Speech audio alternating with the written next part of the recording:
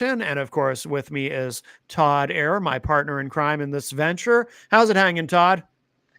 It is hanging Well, left, very good. progressively today, Matt, and I'm going to get into that deeper in the show. Outstanding, outstanding. Now, for those of you who are streaming the show live, we are live on Sunday, July 20th. And of course, hello to all of our podcast listeners, which is how most people consume the content. But if you do happen to stream live, feel free to put a comment in the chat. And if I see it, I will put it on the screen and we'll read it for everybody. But if you happen to be listening to the podcast version after the fact, feel free to give us feedback anyway. You can always comment on the show, on the feed, on any of the various social media platforms that we're on. And of course, you can find the show on all the major podcast platforms too. So, Spotify, iHeartRadio, anywhere you consume your content, YouTube, everywhere. There we are. Where you are is where we are.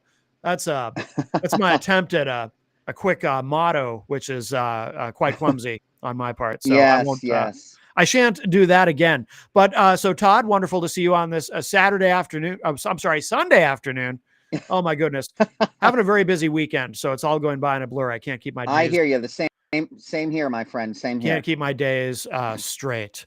And I think I did mention this is episode 7. So what's going on in your? Well, I mean, should we plunge into the most dominant news story in the political world recently? Should we? Yeah, I mean, why not?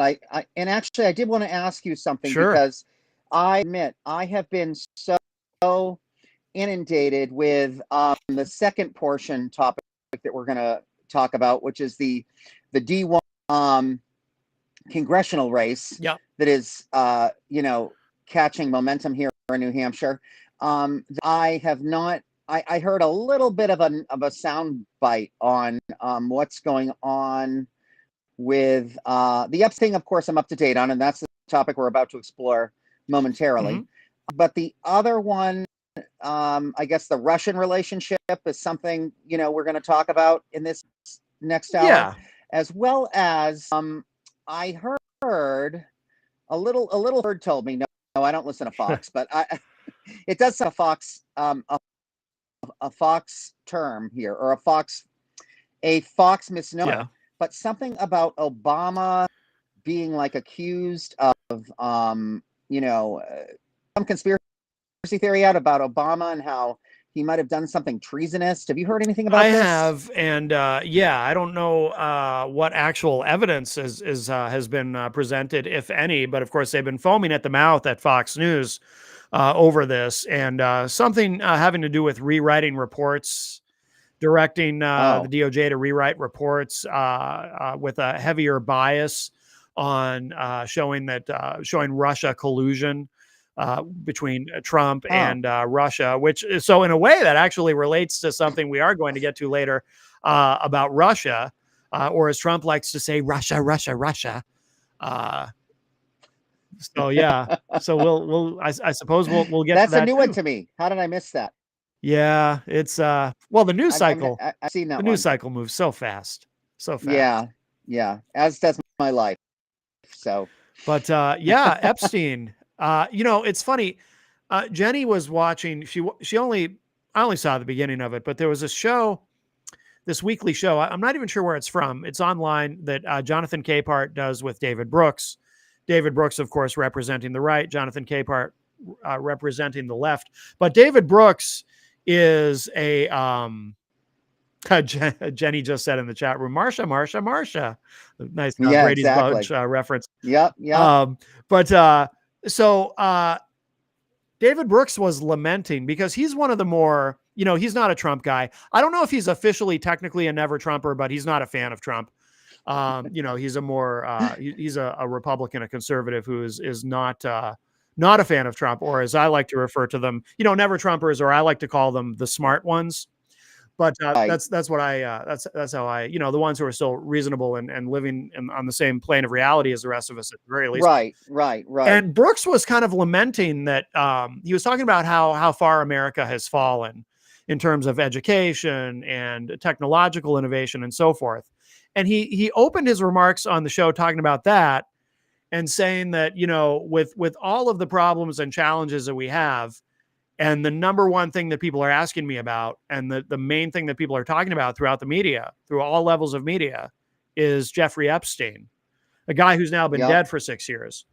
And I thought it was an interesting insight. I think he's right. I think he has a point. That's not to say that we shouldn't care about Jeffrey Epstein, because Jeffrey Epstein, I mean, there were victims, and so we should care about that. And these victims should get justice. And perhaps part of that justice would come in releasing some of these names that are on this list and all of that. But David Brooks was really lamenting that, you know, that seems to be the number one thing that we're talking about in the media, is the Epstein files, the client list, if there is an actual physical list, et cetera.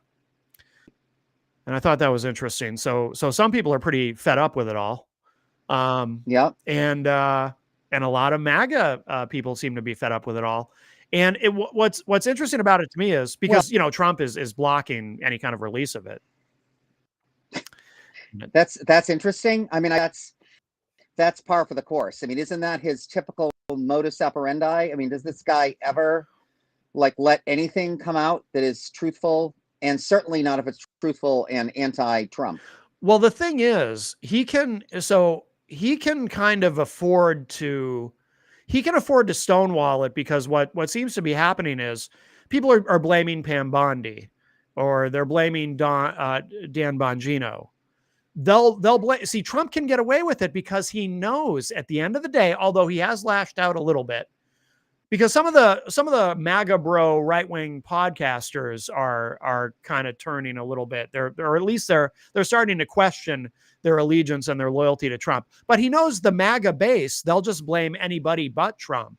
You know, they'll blame Bondi, they'll blame Bongino, they'll blame whoever else they can find. Of course, they'll blame Democrats.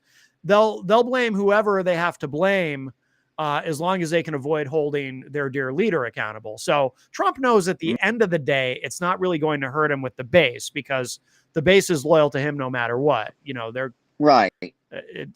There could be you know, video of him. It's a cult. It is. So I mean, it almost doesn't matter in that sense. But it has been interesting to see the way the MAGA media has been kind of torn apart by this. I mean, Fox News, I guess, just ignores it. But like I said, a lot of the podcasters, the MAGA podcasters, are beginning to turn a little bit.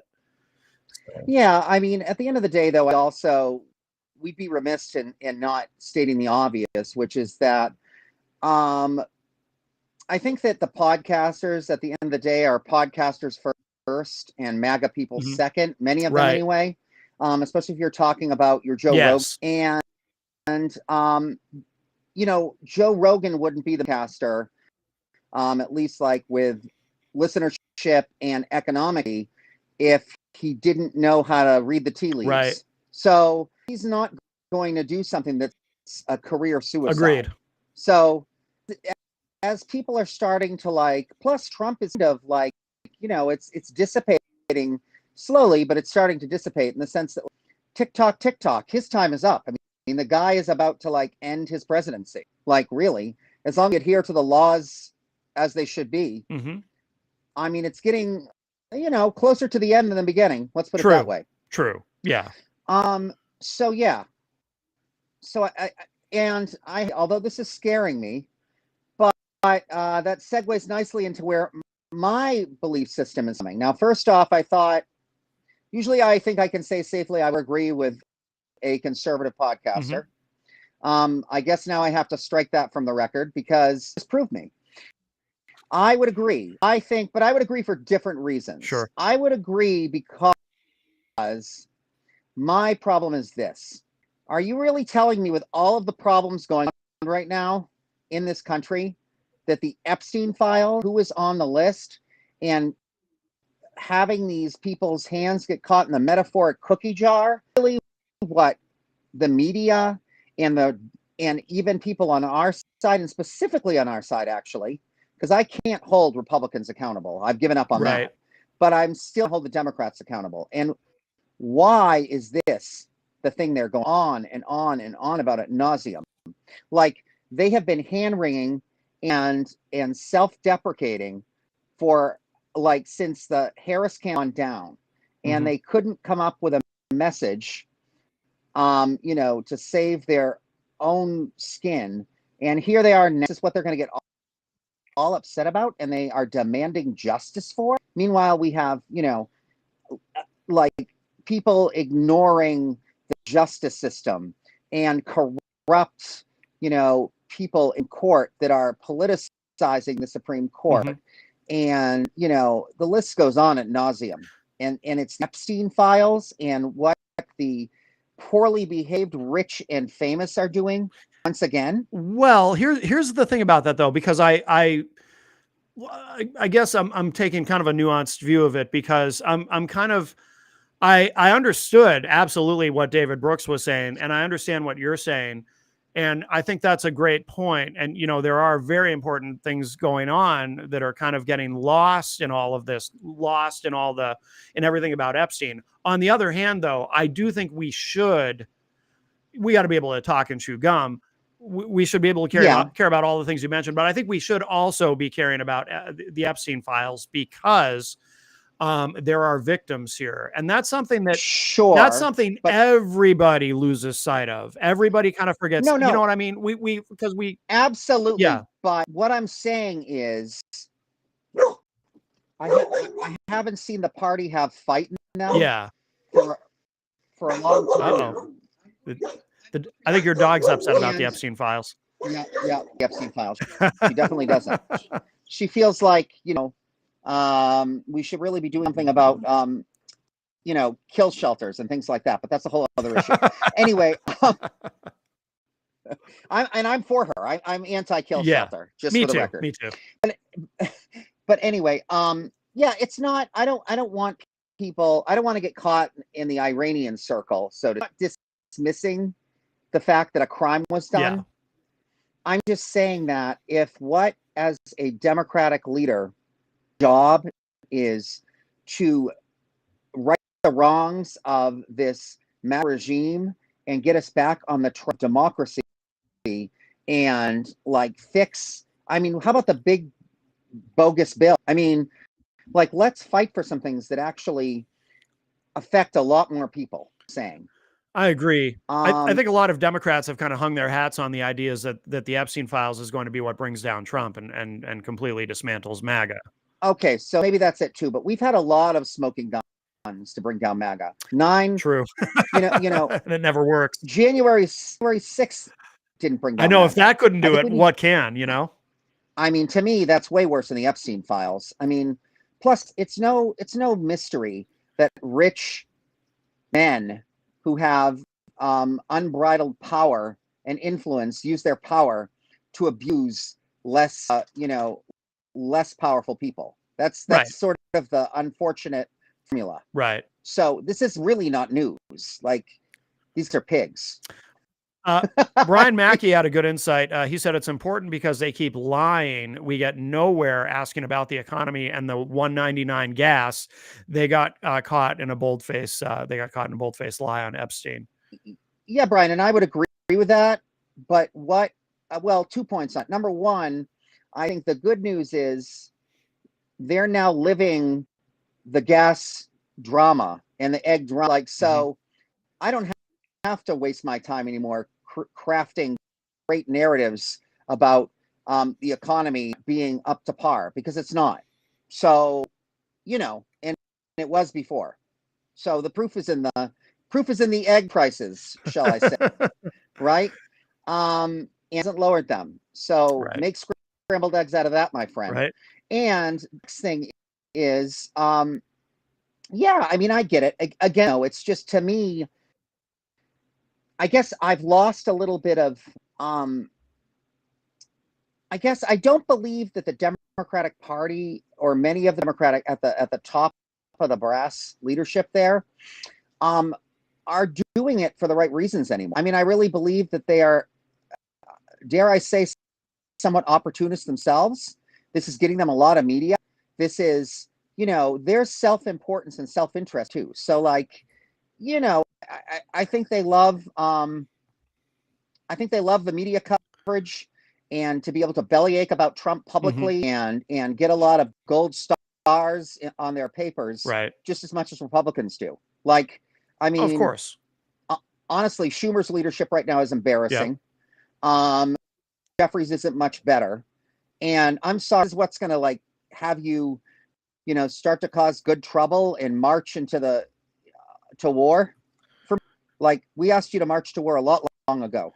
A lot, Yeah. Where were you? No, That's my point. I agree with you. The leadership in the Democratic Party has been so bad in so many ways. It's funny because when you mentioned Schumer specifically, so I have a family member who likes to text me a lot of very angry things regarding my politics, and one of the things he loves to bring up is my love and devotion to Chuck Schumer, which is interesting because I can't recall ever in my life ever saying anything nice about Chuck Schumer publicly or privately, but for some reason this particular person, and I think it frustrates him that I don't answer his text messages, but it's like he throws all this stuff at me that I've never even talked about, or magical my, thinking, or my love and devotion for Gavin Newsom, who again, I've probably complimented maybe once or twice, but I don't know where this person is coming from with that.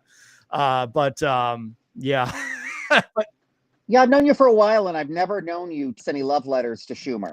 I don't know. I want to get younger. Maybe I'm. Yeah, I want to get younger leadership in there, as we've talked about on the show. Let's get some younger blood in there. Hello, guys. I'm going to write a very, very powerful letter, strongly worded. Yes, the strongly worded letter to Trump. That's great. I'm glad you wear glasses, because otherwise that impression wouldn't have been nearly as effective. Yeah. Oh, God. Anyway. But anyway, again, I'm not dismissing Epstein, but like you said, the guy's been dead for 6 years. This is like Washington's version of the OJ trial. Like, let's just, let's do some real legislation first. Let's fight the big, beautiful bill. Let's make sure people have universal health care. Let's make sure that people can pay their bills. Let's make sure that people have roofs over their head, families, and then we're not deporting a fourth of our workforce for no damn reason. Yeah. And then let's assess the Epstein files.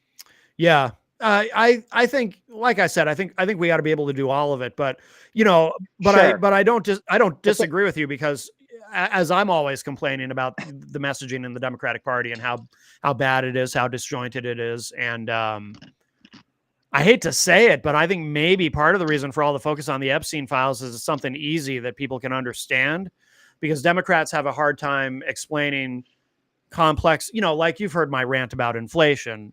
We had a president for 4 years who was no longer able to articulate something to the American people like, hey, we have high inflation. It's a hangover from the pandemic. By the way, we're doing better with this than the entire rest of the world is. So, let's look at ways to bring it down. But we had a near 80-year-old man who couldn't do that. And the rest of the Democratic Party can't figure out how to explain it either. I mean, Hakeem Jeffries is far from 80, and he can't seem to do it. Well, yeah, that's what I mean. Yeah, there's so few Democrats who can figure out how to message. Right. Exactly. Yeah. Jenny did mention, by the way, mentioning groceries, that our grocery bill is up $50 a week in the last couple of months. And Brian said, the angrier we keep Trump, the more he's going to screw up. Hey, look, Brian, I promise you, I will never say a nice thing about Trump, ever. I did. And I did last week. I know you did. But, we let that. Positive reinforcement. You know what they say about a broken clock? Even Trump can be right once or twice a day. But that's far too much. Or twice a day. Once or twice a century, maybe. I don't know. Anyway, yeah, I'm a never Trumper, but I'm not a never Republican Trumper. I'm a never Trumper progressive, which I guess they are. I don't know. Right. I don't think there is such a thing as an always Trumper progressive. So maybe that's an oxymoron or whatever you call it. But either way, right. Okay, so now that we have covered the Epstein file, and sorry, but yeah, I think we can move on since everybody else seems to want to cover them. We can move on with our show, because Don't worry, you won't miss anything. It'll be covered. Oh, that's for All sure.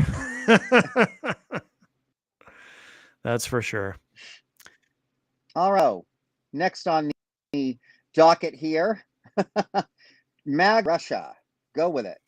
Well, Trump's relationship with Putin seems to be not going particularly well. And there seems to be a lot of tension there. And I think that, remember, Trump did say during the campaign that as soon as the election was over, before he even got into the office, he'd have that, he'd move the goalposts back and forth a little bit, but basically before he was even inaugurated, he was going to have that war solved and settled and everything would be great. And of course, we all knew what that really meant. Even people who don't want to admit that they knew what that really meant, that meant that he was just going to give everything to Putin, okay, you can have it. But he and Putin seem to have had quite a bit of a falling out. They're not getting along. They're not saying nice things about each other. And Trump has been actually critical of Putin quite a bit recently. So that seems to have fallen apart. And no more love letters. No more love letters. No. Well, no, that was Kim Jong-un. I'm sure there's love letters there too. He loves everyone. He loves everybody that loves him. That's true. That is true. Right? Or that tells him he loves him. Yeah, that is true. That is true. Right. That's really the formula here. It's not really amazing, honestly. Like, I feel like the thing that like people give it way too much like analysis of. Like the guy is a sociopathic narcissist. Or whatever. It's like he likes you until it bent him to no longer like you.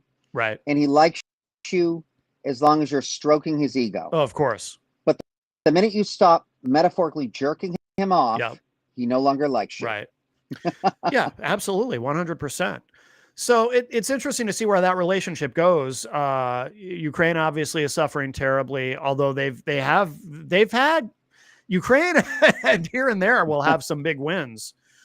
They will. In terms of how they hit Russia, but obviously, it's still very tough for them. But Trump seems to have shifted a little bit just in recent days into expressing some renewed sympathy for Ukraine to the extent that he ever had any, because he seems to be becoming increasingly frustrated and angry with Russia.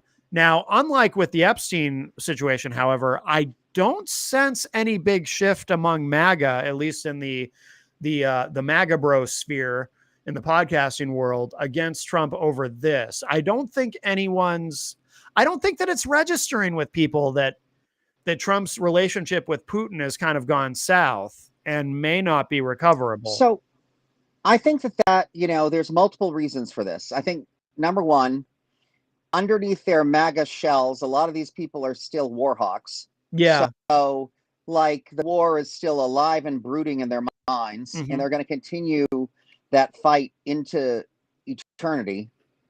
I don't know enough about the the true political ideologies of a lot of the alt-right podcasters or the crypts. But I don't really think they had any love lust for Russia. Kind of, I don't know. A lot of them just seem to kind of go with whatever the moment is. Like to me, it's like they like to ride the wave of popularity. Yeah. It's almost like they make that connection between politics and pop culture because that's their formula, right? That's their medium, and they just ride it. And whatever way that wave is going is how they ride. I would say a lot of them are almost probably, we will discover, apolitical. It's not all of them, of course, but some of the younger ones I think are. They literally are just like more concerned with how many likes they get and how many followers. Oh yeah, that's the number one thing.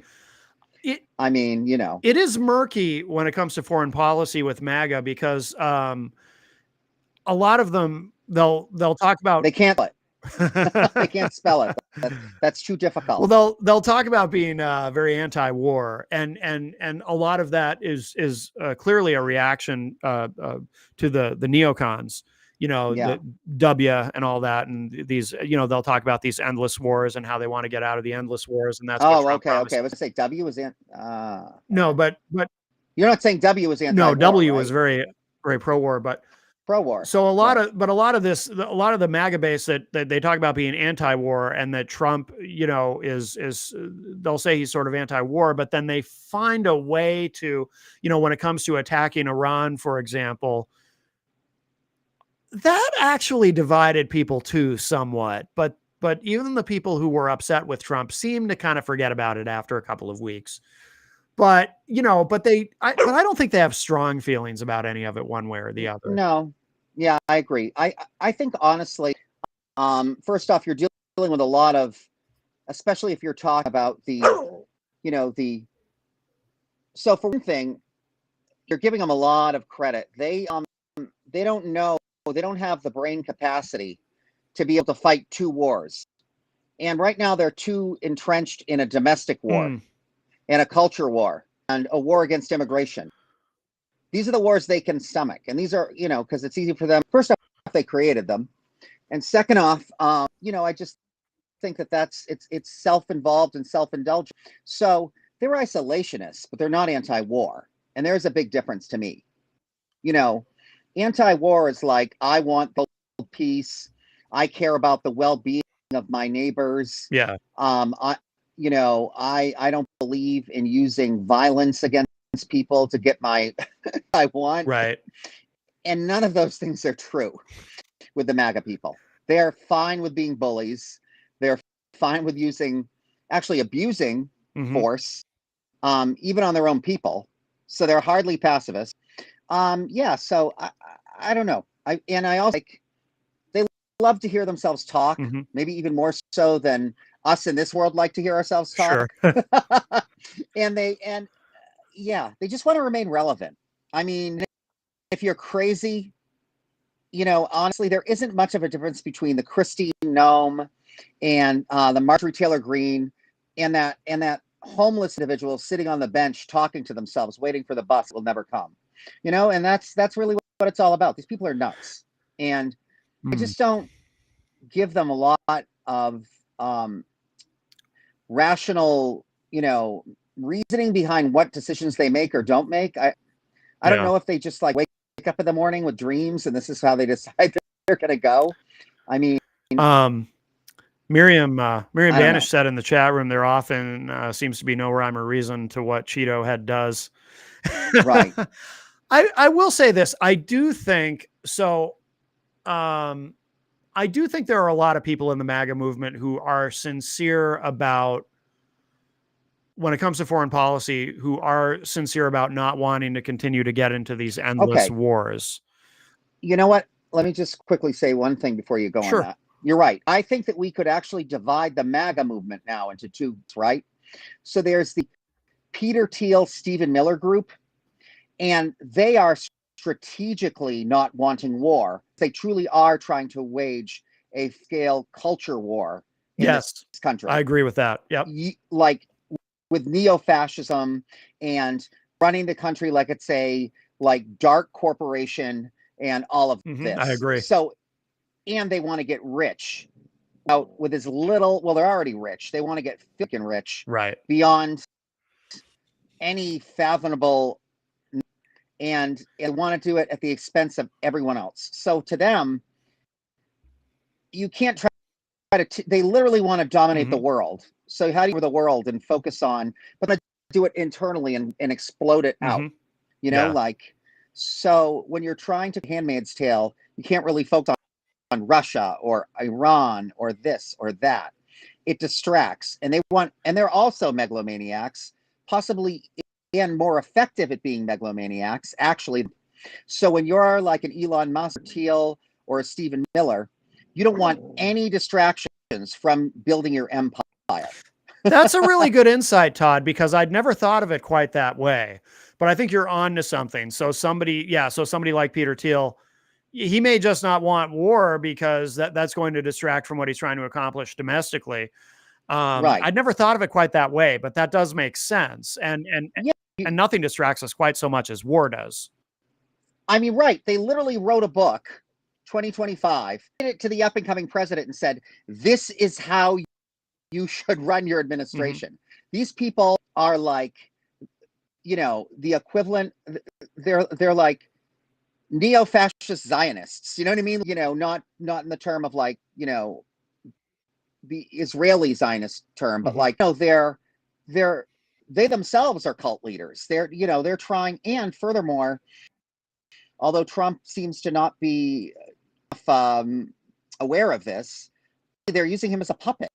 I mean, this is like, they've got Vance as their hand puppet, and they're feeding Vance the group speak, and he's whispering in Trump, and Trump, in a way, is doing this great thing, chaos and sideshow circuses, so that they can continue to dismantle the country and do the real damage. Yeah. So Trump is great. He's the village idiot. He's just a bigger village idiot. And when you're like a megalomaniac, village idiots are great because they create a bunch of distraction. Yeah. No, absolutely. But then on the flip side, the other side of that coin is the MAGA. Yes, Miriam, I do believe that's why Musk backed away, because I don't know how many narcissists does it take to run a presidential administration? Who knows? Yeah. Like, how many of these people can you put in the same room and expect them to get along? How long is that going to last? And so I think that, basically Trump has met his match times, I don't know how many, or really exceeded. These people are far more brilliant than he could ever hope to be. Not nice. Don't take brilliance with sane. They're not sane, but they are brilliant. We have to admit that. Yeah. I wonder how much it bothered Trump too when, like I used to do it. I would, in social media posts, I would refer to Musk as the co-president. Not that Trump ever saw any of my posts, or the first lady, but no, but just broadly, when people would talk about Musk as being really the most, either the second or perhaps even the first most powerful person in the room in the Oval Office, and I wonder how much of that really got under Trump's skin. Well, so Musk is wealthier. I mean, obviously, he's the wealthiest man in the world. Yeah. So, like, Trump is like is literally that petty. Oh yeah. Like, I feel like being in a room richer than him. Yep. Which, P.S., all those people I mentioned, except for Stephen Miller. Yep. I think both Peter Thiel and Musk are richer than Trump. I'm pretty sure. Oh yeah. Sure. Absolutely. So, oh yeah. This guy has a very fragile ego. Oh yeah, he's deeply insecure. Deeply insecure. Oh. It's so painful. Yeah, absolutely. Absolutely. Amateur man. I never. Well, that's why, I call it the Dunning-Kruger presidency, because he thinks he thinks he's smart, or he wants to or he knows he's not smart, but he wants, his followers to think he's smart. Brian Mackey says, I want to know why only the Dems call him out on his lies on his press conferences. I know you need at least half a brain to get into Congress, so they know he's Yeah. Well, first off, Brian, I'm gonna actually disagree on that second part. I don't think you necessarily need a half brain. I think you need money, some kind of charisma, and some kind of like ego. Yeah. Which doesn't necessarily equate to intelligence. I think you have to be a cult of personality, and because that's what his administration is filled with. But these people on I would love to see their IQ tests, but I'm guessing that they insert, or their intelligence testing, because I'm sure they're very subpar. Yeah. So yeah, we don't have a lot of intelligence, right? All it takes, Brian, is, that old adage, when in the land of the blind, the one-eyed man is king. Well, these guys all are just one-eyed men. You know what I mean? Like, and their followers just happen to be completely blind. Right. So, we've lowered the ranks here. We've lowered the level of success. Oh yeah. And Miriam said, if it wasn't so dangerous in this country right now, I'd sit back and eat popcorn while the show commences.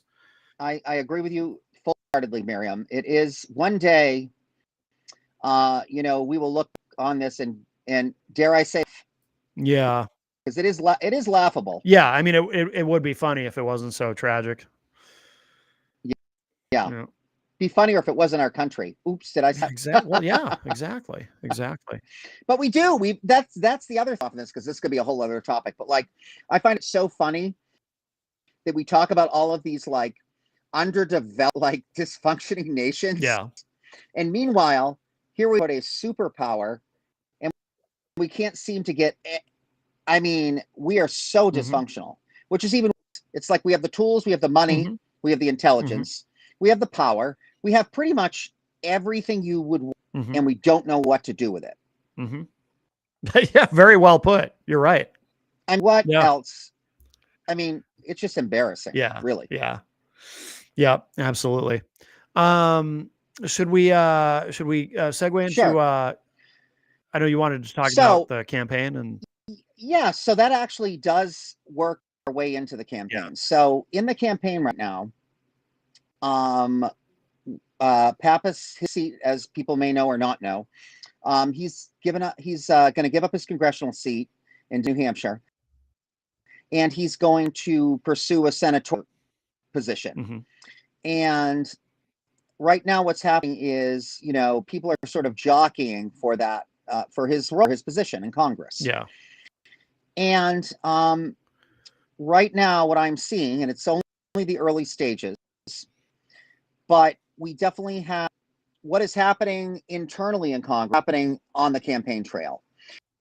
So you have this bucket of people that are very much like, you know, neo-democratic establishment lovers, and they're saying a whole heck of a lot without saying anything at all. And they're, yeah, they just want to march to the same drum, even though the drum is completely offbeat in the same. And then we have people that are, in some ways, at least to the establishment, trying to be negatively labeled as progressives. And in fact, what that means now is actually someone that is interested in looking at the current system, identifying the problems in that system, agreeing that we need systemic and sustainable change, and not those opinions, even if it means not kissing the ring of democratic leadership at a national level. Yeah. And, you know, I would not, dare I say this, I think in this current climate, someone like Stephanie Shaheen actually is at a detriment more than a, you know, an advantage. Because if you are a Stephanie Shaheen, you have to convince people now that you are Shaheen only by name, and that your sense of governance and your understanding of politics and how you're going to play the game is going to be different than her mother, who happens to be part of the current establishment. Yeah, very much so. Because, especially on the Democratic side, people are not nicely requesting for change, begging and clamoring and screaming for change. And ironically, what is working out there, or seems to be catching momentum, is in some ways metaphoric to what MAGA rise, right? Like, we have people that just want someone that is outside the system, or partially outside the system, is not just sucking all the Kool-Aid of the system and refusing to admit where it's broken, and stop making, and just get their hands dirty and do something. Right. That's literally all people want. Yeah. And you don't even have to get it right the first time. They just want you to make an effort. Right. Right. That's it.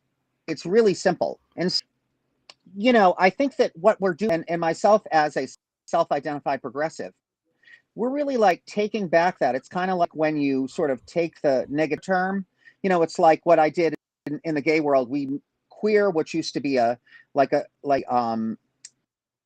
know, what do they call that? Like what's the term I want? Where a term, but I was thinking a slur, yeah. Right? We took away the power and we empowered it, and we made it actually something that stands for, like, standing up for, you know, conviction and standing up for your identity and your rights. Right. And so that's really what progressive is. But even more so, what we're building now is a movement, and not just a campaign strategy. Like, you know, it's really simple. We're just talking about things like universal health care, you know, the rights of everyone to due process, the rights of a president to be questioned, the power of the purse, expecting our Congress people to actually use that power and force things like ICE to either get in line or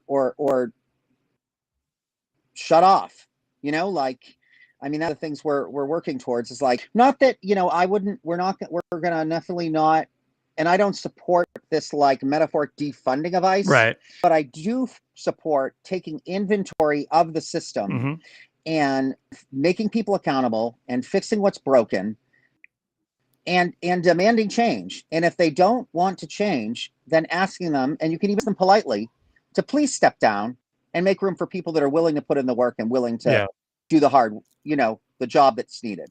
I think on, you know, you mentioned ICE and of course, when we're talking about immigration, I think that one of the many ways that Democrats have failed in messaging is, again, you know, it requires an ability to explain these nuanced things to people. But, you know, when it comes to immigration, you know, we have to talk about reforming the system and put a heavy emphasis on that while acknowledging that the system is broken and that there is a problem with see, Democrats are afraid to talk about controlling the border because they think then they're going to be labeled as racist.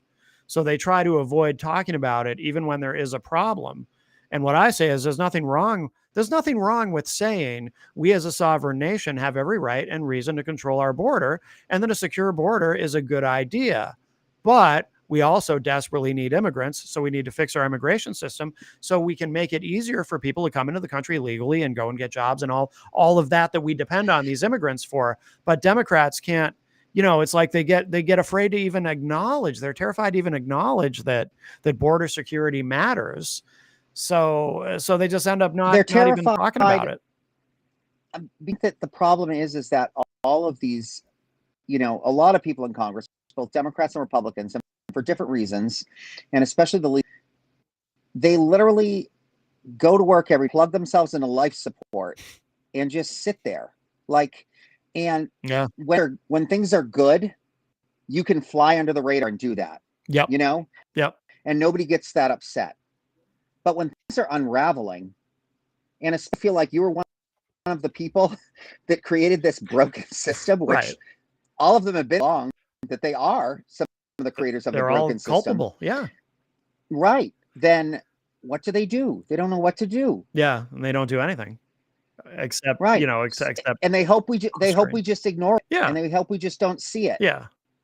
And they're in Washington behind those, like, you know, alabaster things with pillars and what have you. And, you know, they have their weird culture and systems and their group speak. And as long as they just don't go outside that bubble, they're going to be okay. Just don't break the bubble. Exactly. And they're hoping, it seems like the vast majority of them are hoping that, like, one day they just, and then, like, someone comes along and moves them over. Yeah. I don't know. I mean, I believe in long-term health care, but it's not called Congress. Right. Yeah, exactly. Whenever that subject comes up, my mind immediately goes back to Dianne Feinstein and just that incredible, the elder abuse that was happening in front of all of us. Just so shameful. Right. And it's, you know, it's tragic, but it's such a great example of, again, I hate to be ageist, but man, it's not even just about age. It's about the fact something is broken. You have to fix it. Going to continue to, you know, there's an analogy. If your brakes begin to squeak, right? Just can drive and ignoring the squeak doesn't mean the squeak goes away. Right. Actually, what it means is eventually the brake pads wear. And then once the brake pads wear, you know, maybe you have to push the brakes a little bit harder, but you can maybe still get by. You can get by, sure. And then one day it's metal to metal. Yeah. And you barely have any left. Yeah. Until eventually the brake system snaps. Yeah. And you have zero brakes and you go careening into a wall. Yeah. And you could have prevented that from day one, but you chose to ignore it. And the problem now is that the ignorance is only internal, and people are no longer willing to just give them a pass and, you know, accept this whole like Donnie show. It's not, we can't afford to do it anymore. That's the problem. So if you're going to stand up there and talk about the side are bright and the shining city on the hill and community is about children and try to all hold hands and sing kumbaya and all those other beautiful slogans come up with, like, you're not going to last. People are tired. I mean, most of us are tired of being tired. Yeah. And I some of us are at the point of no return. Like, to me, it's like, I don't have a luxury anymore to just ignore it. I never wanted to anyway. I was never one of those people. Right. But even still, people that were okay with denial are now waking up and going, holy shit. Like this stitch that's trying to hold together my entire intestinal system is holding. It's like falling out. My falling out. Like, I've got to do something to put this crap back. You know, and they still deny it. That's what's scary. They're their own suicide pill. You know what I mean? Yeah. I wish we had a political culture in this country, though, where people were more able to be critical of their own, because that would be much healthier, whether you're a Republican or a Democrat. Well, I am talking about our own. I know. Right now. And that's what I mean. There should be more, like, people should be able, like, Democrats should be able to constructively criticize other I wouldn't Democrats. have gotten this nasty if they listened. Yeah, exactly. And same with Republicans. They're afraid, you know, if you're a MAGA, or even just a mainstream, not necessarily MAGA Republican, and you step out of line and say, you know, the Democrats kind of have a point about this. Next thing you know, everyone you know who's a Republican is calling you a communist. You know, our political culture is so unhealthy that, you know, everyone has to stay in these bubbles and this tribalism, because you have to, it's peer pressure. It's like, you have to go along with everything. They say. Well, you know what they say. It's very guttural, but it's true. Opinions are like, everybody has them, but many of them stink. Yeah. And that's what's happening here. Like, honestly, this is just, you know, it's just at this point. Yeah. And I think that, but the irony of it is, it's so much easier to take internal inventory and ownership of where you can change rather than trying to change others. Right. So, and honestly, the American people are fairly forgiving, I think, in many ways. So if these people would just fix things, just start fixing things, they might have a chance. Yeah. I mean, am I begging people to do their job? Right. I don't understand. Right. Well, the way I look at it, though, and again, this kind of, I was sort of, you know, my problem with the two-party system in this country is the tribalism and the unwillingness of people to criticize their own side. And as you put it, you know, take inventory of what goes on their own side. I remember saying this once a long time ago on my radio show. I said, imagine if you had a job in corporate America and you're in middle management, and let's say you're not an ethical person and you decide to mistreat some of the people who are below you in lower management, and you do it with impunity because you know for a fact that in upper management, only about half the people in upper management are going to be upset with you for mistreating the people in lower management. Right. The other half of the people in upper management are going to excuse and justify or just flat out look the other way on anything that you do. And that, to me, is how our politics works in this country. You know, regardless of what party you're in, you know, whoever is in your party ultimately is going to, in terms of the voters, they're gonna go along with whatever, because, you know, they're busy blaming the other side for everything. And so there is no internal dialogue taking place. And if you're a politician, whether you're a Democrat or a Republican, you have that luxury, right? You've got a team on your side who's ultimately going to go along with you as long as you're the nominee, right? For whatever office it is you're running for, and the other team who's going to be against you no matter what.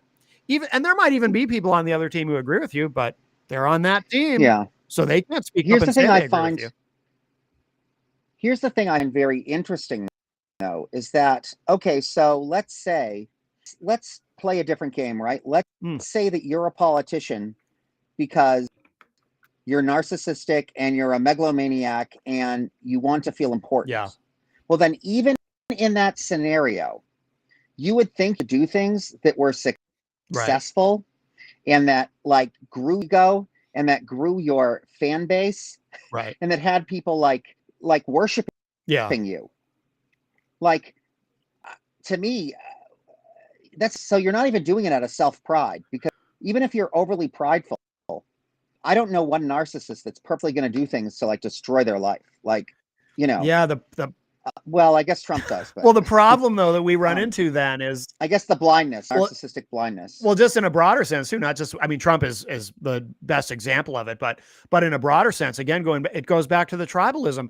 You can do things. So take Trump's mass deportations, for example. This is something that I believe is not successful in the sense that I think it's harming the country in a myriad of ways. But if you're MAGA, you think it's wildly successful. You love seeing the brown people getting taken away and put in cages or whatever, right? Yeah. So that's the thing. When you have two very different ideas of what is successful, you can be successful doing the most horrendous things, the most damaging things, as long as there's a group of people who say, no, I actually like that. To me, that is success.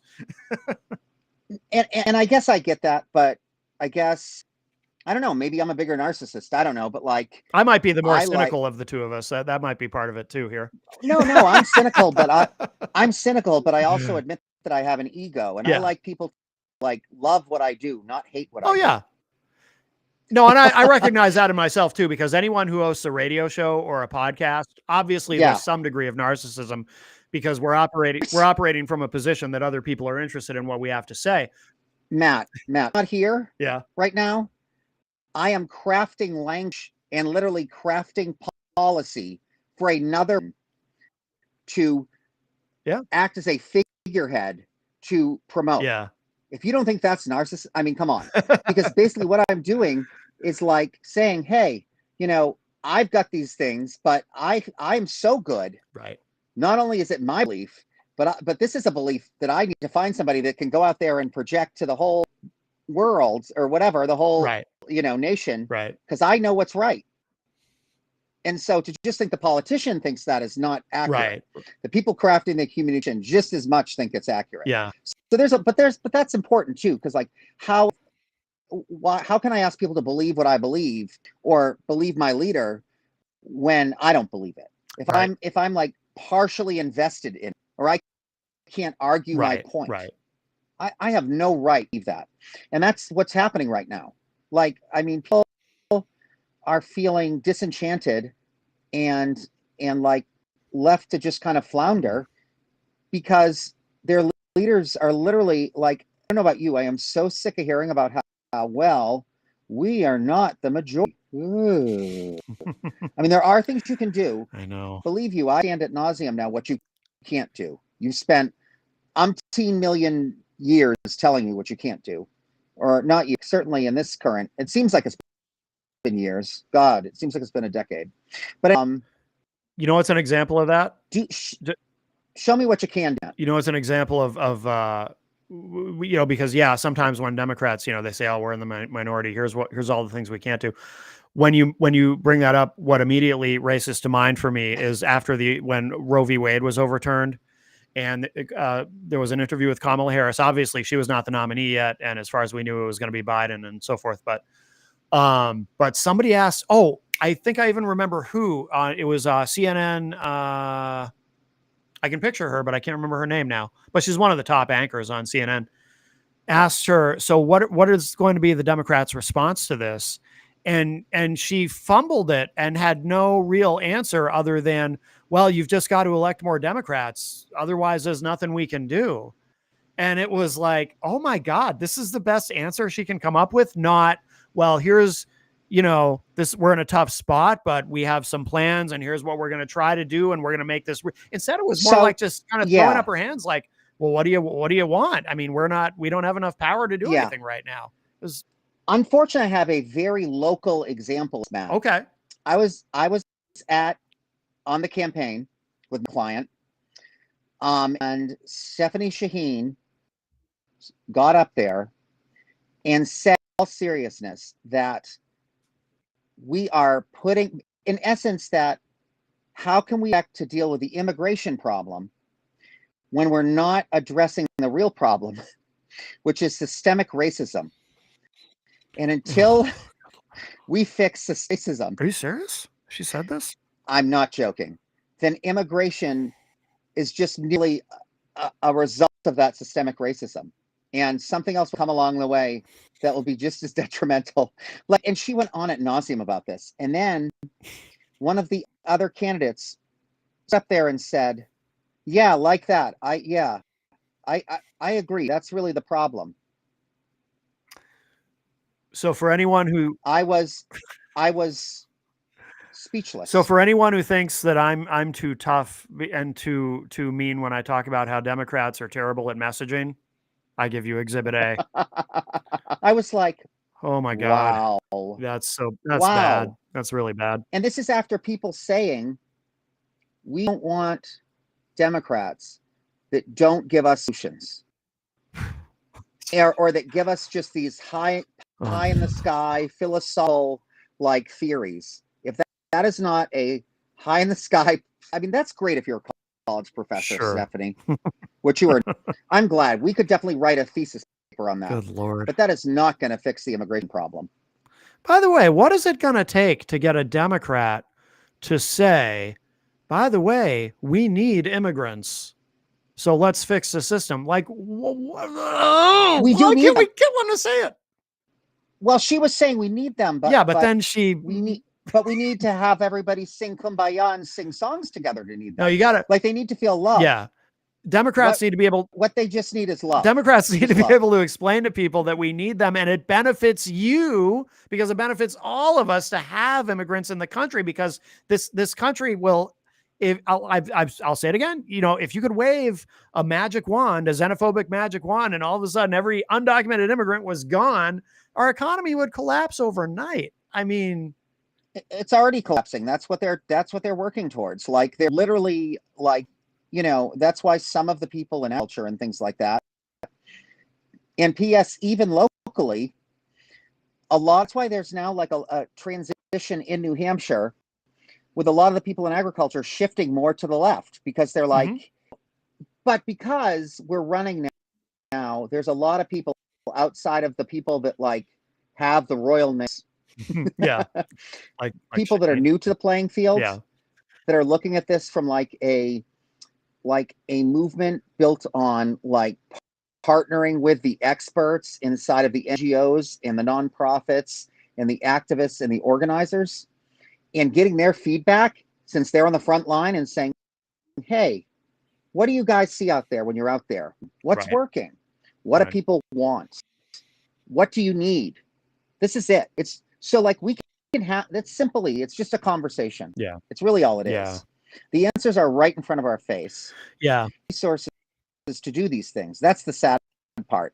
We are not some broken nation on an inflation rate of like, where we have to like wheel our dollars wheelbarrow to buy a thing of milk. Right. We're a rich country. This is embarrassing. Yeah, we are. We're the richest, most prosperous, most innovative country in the history of the world. We can solve. Innovate. We might have to knock away. Innovation is not on our side right now. But I guess we're also the most arrogant country. Yeah, probably. This is or I don't know. Probably. Like, what do they say? They say getting, you gotten lazy. Maybe that's it. Maybe we're a fat, lazy country. Well, we are. Maybe it's time to diet. Statistically, that is true. Well, that's true too, but that's a whole other thing. But I'm saying metaphorically speaking. But literally, I mean, we live in a culture where right out of the chute, everyone in your life is trying to stuff as much sugar and fructose and cholesterol into as possible. You learn to eat birthday cake you know, and all kinds of candy and stuff. And then we raise generations of diabetics and people with heart disease, Sure. and nobody knows why. Or food deserts, or these food deserts. God forbid for like farmers markets and fresh produce and things like this, and support our local agriculture, by the way. God forbid we do that, but let's make sure there's plenty of like Wendy's and Sonics. God knows what else. Great American food, as Trump said. Remember that during the first administration when he had athletes come into the White House and he'd serve them Burger King, and he called it Great American food. I don't. You don't remember so that? much of this? No. I think,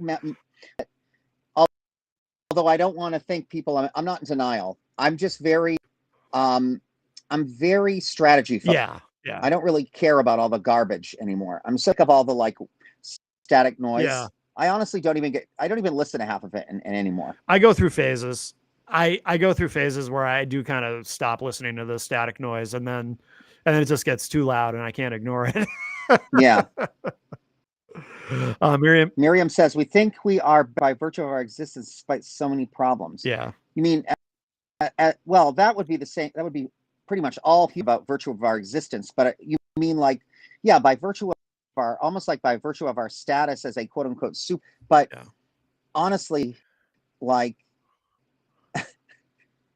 like you can't. It's like you can't say you won the Olympics by like diluting the standards and like lowering the bar. Yeah. And that's what we're doing. It's like, it's a good point. We got the gold medal, but now the gold doesn't mean very much. Like, this is not, you know.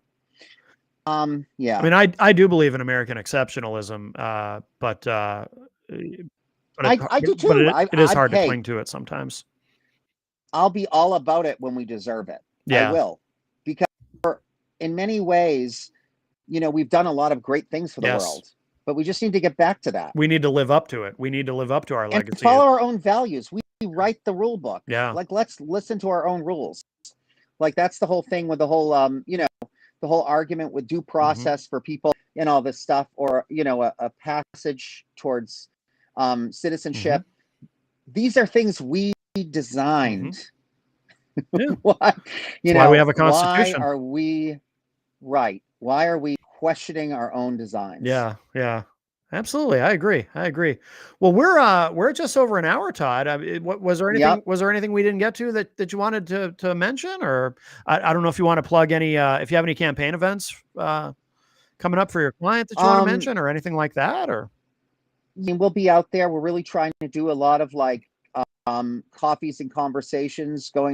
I had no idea how many cool, like locally owned, locally sourced like cafes there are out there. They're all over the place. So we'll be running that circuit. You know, and really just like I said, this is really an organization campaign. So you know, we're Sarah Chazinski is a change candidate. So be about there and having the conversations and talking the walk, and even taking critiques and criticism from the public. I mean, if there are things we could be doing better, by all means, let me know. You know, I'm only going to get better if I know better. Right. So, you know, all that stuff. But yeah, stay tuned. I think the other thing I need to do is take some time and watch my own podcasts. Yeah. I'm starting to become like one of those celebrities. Well, okay, maybe that was a little bit overplay there, but a notable person that's like not looking at my own stuff. I'm so busy creating it. Yeah. I jump to the next thing. It's, you know, some people can't bear to. Like, some people can't. No. Like, you always hear about actors who never watch their own films, for example, because they can't bear to see themselves on screen. It's not that. You're just too busy. Maybe it's just I'm not satisfied. Yeah. Like, I'm always on this thing. Like, fighting the next fight.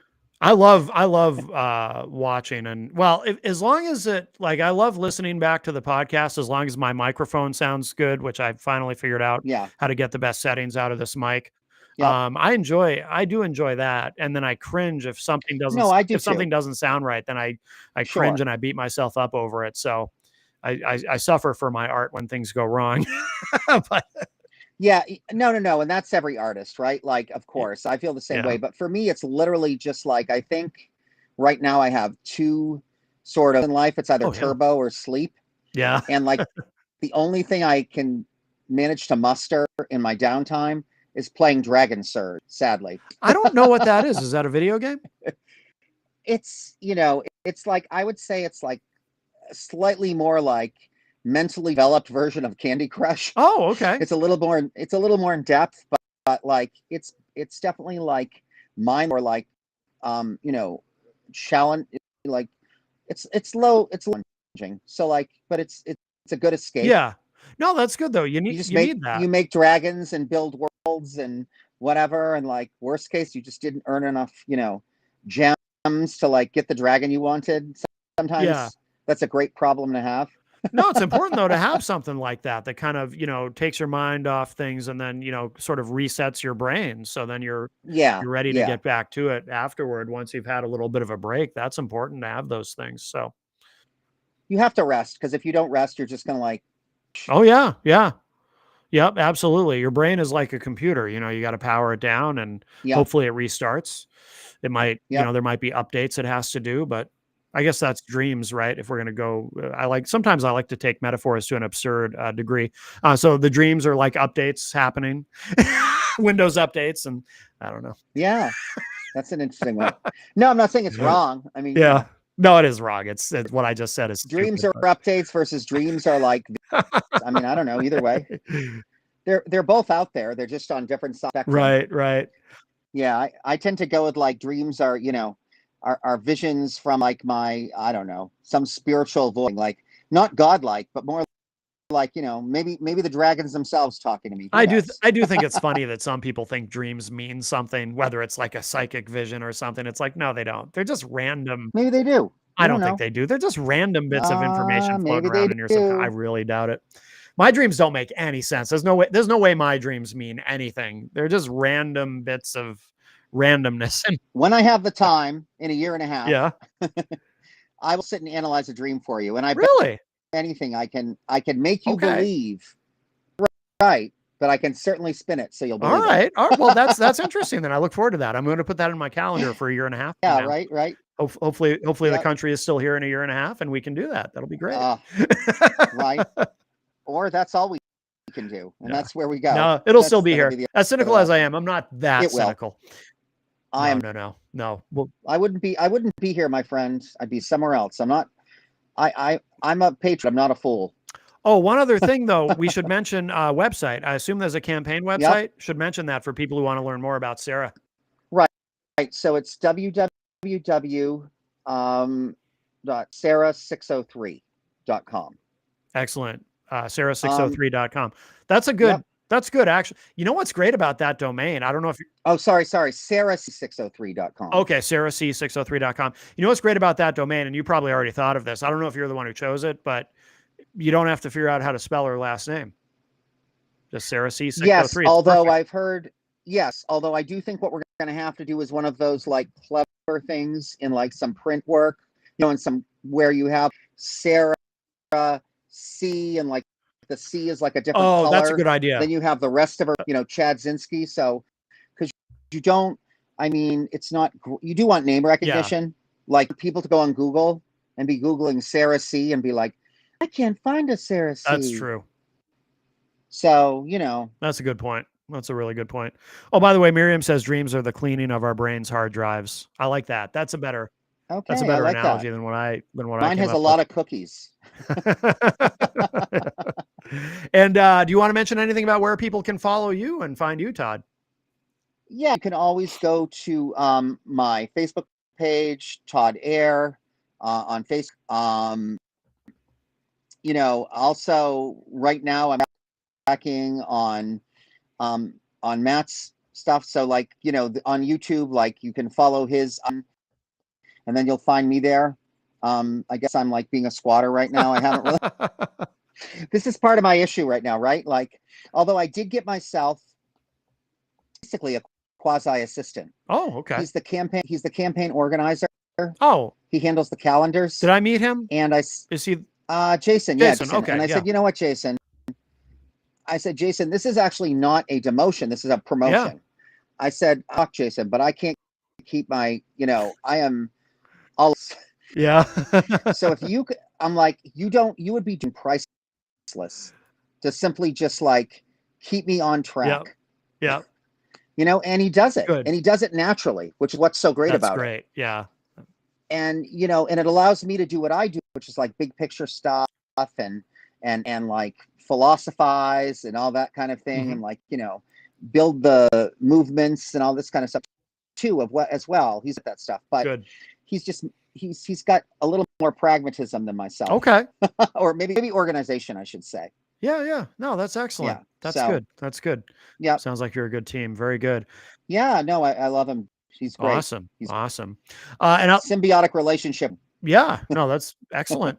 And I'll just mention too, my website, mattconnarton.com, or if people want to find me too, they can just Google me. Sometimes people want to know how they can find my stuff. It's like, yeah, it's just Google me. I'm very Googleable. As I always say, there's only one other Matt Connarton that I know, and he's my uncle. So I'm pretty easy to find. And also, if you ever want to be in the streets, anytime there's a 50-51 rally, anytime you hear of any nationwide rally or protest that has a local presence, I will pretty much be there. It's pretty certain. So come talk to me and share your thoughts, share your ideas. We're here for you. That's what we're here for. Excellent. Well, Todd, episode 7 in the books. I think it was a success. Yes. And yes, we hope everyone enjoyed it. Those of you who did participate live, thank you. And everybody else, of course, you can find the podcast on all the major podcasting platforms. Yes, thank you. Thank you, Brian. Bring your friends. Yep. Thank you, Jenny. Yeah. Oh, yeah. Sorry. Thank you, Jenny. See, great, Jenny. I took you for granted. I think we got everybody. Thank you, Twigs. Thank you, Twiggy, so much. My dog. She's willing to jump on camera even when she's not wanted. Yeah. No. Yeah, absolutely. All right. That's going to do it for episode 7. We're going to go and we'll talk to you all a little bit later. Bye, everybody. All right. Ciao.